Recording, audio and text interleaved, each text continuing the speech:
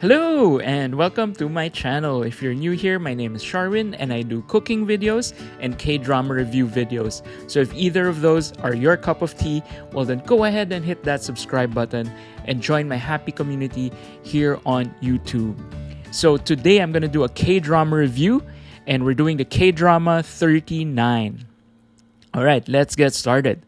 Number one, the plot. So it's about three successful women who are about to turn 40 and their lives are turned upside down when they find out that one of them has an incurable disease. And the drama follows their stories of friendship and of courage as they face this unsavory future. Number two, what do I love about this K-drama? I love how this show really explores the question of how far you should go to be a good friend or a good relative, because when you love a person, right, it's almost automatic that you want to do everything for them, right? Like when they're in trouble or when they're sick, you want to come to their rescue. You want to do all that you can for them.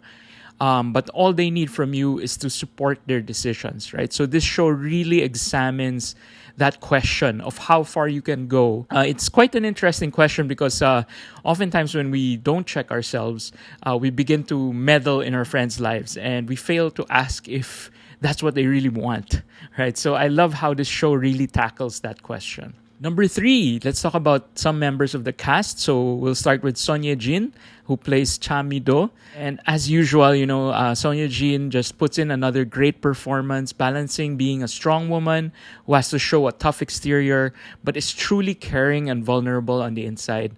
I like how she's able to make her character funny. She's able to make her character tough, so that when she gets to those dramatic areas of the show, and there's a lot of dramatic areas in the show, it's all the more effective.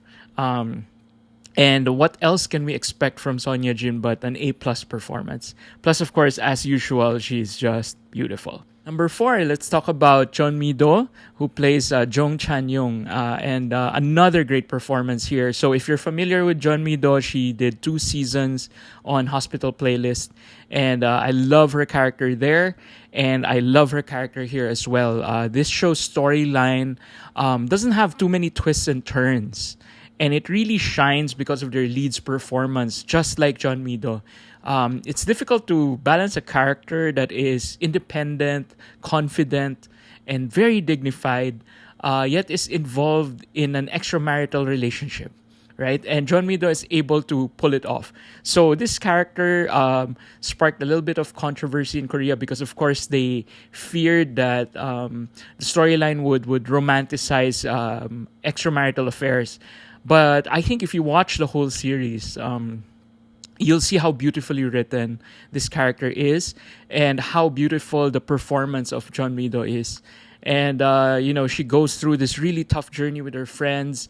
And Mido and her skill is definitely the reason why this storyline works, right? In the hands of a lesser actor, maybe this character would be not great. Number five, food. So I'm always interested when they cook Chinese Korean food on K-dramas because I cook Chinese food. So on this show they mentioned it twice. It's a sliced vegetable salad with seafood or beef or pork or sometimes even jellyfish. It's called Yang Jang Pi. I've never tried it, but as far as I know, it has a mustard dressing, fresh vegetables, variety of seafood and meat. It sounds like a salad that I would love, right? I mean, I love salads that have meat and protein in it.